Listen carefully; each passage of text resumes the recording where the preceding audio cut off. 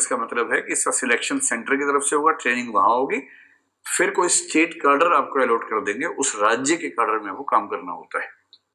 बाकी सारी services IAS के एग्जाम में जो होती हैं वो सेंट्रल सर्विसेज हैं। इसका मतलब है काम भी सेंटर के लिए ही करना है, जबकि ऑल इंडिया सर्विस में आप काम करते हैं आमतौर पर स्टेट के लिए और कभी कभी डेपुटेशन पे जाते हैं सेंटर में, तो उसको बोलते हैं ऑल इंडिया सर्विस। आपने सुना होगा ना कि ये उत्तर प्रदेश कैडर के आईएएस अधिकारी हैं, गुजरात कैडर के आईपीएस अधिकारी हैं, तो स्टेट कैडर अलॉट करते हैं, इसको बोलते हैं ऑल इंडिया सर्विस। आईएएस सुनते ही आपके मन में जो पद आता होगा वो कलेक्टर का आता होगा।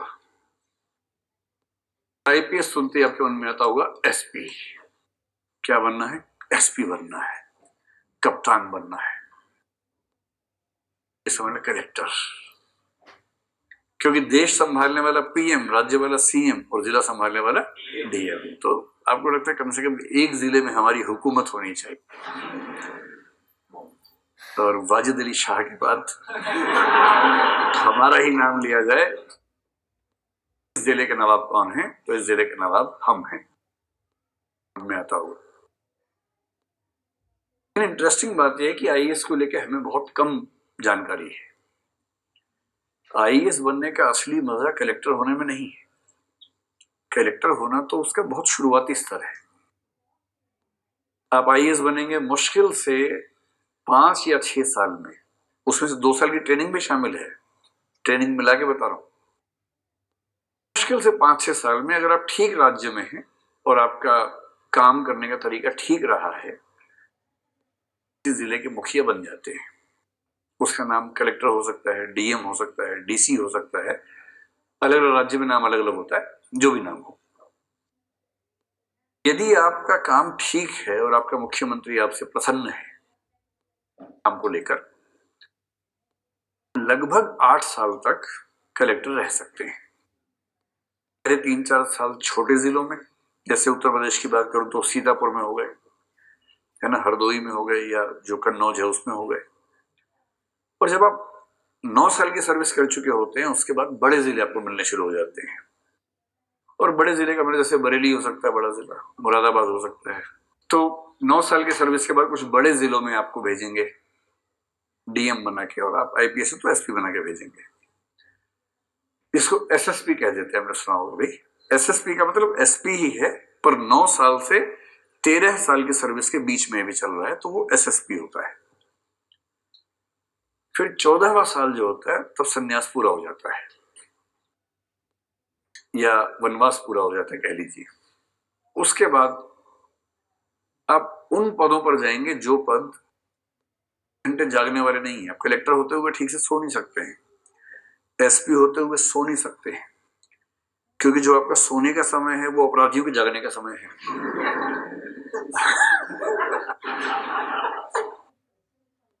आप चाह रहे हैं कि कुछ ऐसा टाइम सेट हो जाए कि वो तभी अपराध करें जब आप जाग रहे हो, जबकि वो वेट कर रहे हैं कि आप सोएं तो अपराध करें। जैसे ही आप सोएंगे उससे 2 घंटे बाद फोन आएगा कि जनाब, बोलते हैं अधिकारी को, जनाब हत्या हो गई है, जनाब मर्डर हो गया है, जनाब ये हो गया है। और फिर वो आप देखते हैं कि 3-4 और फोन आए हुए हैं, डीआईजी का है, आईजी का है, एसीएस होम की मिस्ड कॉल है। वो देखते ही लगता है कि अब तो गया सब। ये समझते क्या होता है? एडिशनल चीफ सेक्रेटरी होम, जो होम सेक्रेटरी एक तरह से मान लीजिए, उसको स्टेट्स में बोलते हैं एसीएस होम। बहुत बड़ा पद होता है, पूरी पुलिस उस व्यक्ति के हाथ में होती है, पूरे राज्य की पुलिस को कंट्रोल करने वाला व्यक्ति। पुलिस को कंट्रोल करने वाला व्यक्ति पुलिस सर्विस में जो है वो डीजीपी होता है, director general of police. IPS का सबसे बड़ा पद किसी राज्य में क्या हो सकता है? डीजीपी। डीजीपी के लिए जो नीतियां बनाता है, निर्देश बनाता है, वो बनाता है मंत्री, और आमतौर पर मुख्यमंत्री के हाथ में ही गृह विभाग होता है। होम मिनिस्टर राज्य का होगा, वो राज्य की पुलिस को देखता है, और राज्य के गृह मंत्री के अधीन जो आईएएस अधिकारी है, जो पुलिस से संबंधित सारा काम देखता है, उसको बोलते हैं एसीएस होम। होम सेक्रेटरी बोल देते हैं स्टेट में, एसीएस होम बोल देते हैं, जो आईएएस के लिए बहुत ऊंचा पद होता है। तो 14 साल के बाद आप पुलिस में बन जाएंगे डीआईजी, 17 साल के बाद बन जाएंगे आईजी। डीआईजी का मतलब 3 एसपी आपके अंडर, या 2 या 4 एसपी आपके अंडर। छोटे जिले तो 4 हो जाएंगे, बड़े हैं तो 2 हो जाएंगे, बीच के तो 3 हो जाएंगे, कहीं कहीं 5 भी होते हैं। आईजी बनने का मतलब हो गया कि अब 2-3 डीआईजी आपके अंडर आ गए। 9 जिले, 10 जिले, 12 जिले आप संभाल रहे हैं राज्य के। संभाल एसपी रहे, आप एसपी को संभाल रहे हैं, डीआईजी को संभाल रहे हैं। किसी जिले में कुछ हुआ, अपने एसपी से क्या कर रहे भाई, यहाँ पर जिले से क्या, जी सर जी सर। एसपी और डीआईजी को तलब कर लिया, दोनों अपराध की जगह छोड़ के आपके पास है बताने के लिए, पूरा आपको बता रहे हैं सर ऐसे ऐसे ये कर रहे हैं, हम वो कर रहे हैं। तो आईजी बहुत बड़ी बात होती है। और फिर आईजी पे लंबा समय गुजारना पड़ता है, करीब मान के चलिए 8-9 साल हर स्टेट में औसत रूप से लग जाते हैं। फिर 25-26 साल के सर्विस के बाद बनते हैं आप ADG, additional director general of police.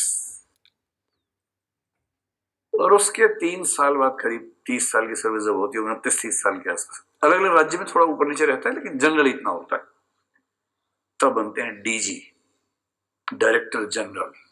इसका मतलब राज्य की पुलिस में सबसे ऊपर के 4-5 लोगों में आप आ चुके हैं, वो अपने अपने क्षेत्र के नंबर 1 लोग हैं। क्राइम है तो पूरे राज्य का क्राइम यही व्यक्ति देखेगा। तो हर पुलिस के विंग का जो मुखिया हो जाएगा उसको बोलेंगे डीजी। और इन 4-5-6-7-8 डीजी में से एक होगा डीजीपी, जो होम सेक्रेटरी के साथ लगातार कोऑर्डिनेशन में रह के पूरी राज्य की पुलिस का प्रधान होता है। एसपी नहीं होता है कुछ, एसपी से तो बड़े कितने लोग होते हैं, आईजी है, एडीजी है, फिर कहीं कहीं स्पेशल डीजी होते हैं, एसडीजी, फिर डीजी होते हैं, फिर डीजीपी होता है। डीजी और डीजीपी दरअसल रैंक बराबर होता है, जैसे किसी सुप्रीम कोर्ट या हाई कोर्ट में सारे जजेस और चीफ जस्टिस, जैसे उनमें अंतर होता है, कुछ कुछ वैसा अंतर हुआ। और अगर आप आईएएस में हैं, इसमें सपना देखते हैं तो ठीक से देखिए, कलेक्टर वाला मत देखिए, थोड़ा बड़ा स्तर सोचिए। 14 साल तक आप अधिकतम 13-14 साल की सर्विस तक आप प्राय कलेक्टर रह सकते हैं किसी बड़े जिले में। आपको भेजेंगे सचिवालय में या दिल्ली भेज देंगे सेंटर में। अगर सेंटर में भेजा तो 14वें साल में आप वहां जब जाएंगे तो डायरेक्टर बन के जाएंगे। तो डायरेक्टर बहुत बड़ा रैंक होता है। डायरेक्टर का मोटा मोटा मतलब ये हुआ कि जैसे संस्थान चुन लीजिए, जैसे केंद्रीय विद्यालय आपने सुना होगा, देश और विदेश में जितने केंद्रीय विद्यालय हैं, केंद्रीय विद्यालय संगठन केवीएस, उसका जो मुखिया होता है डायरेक्टर होता है।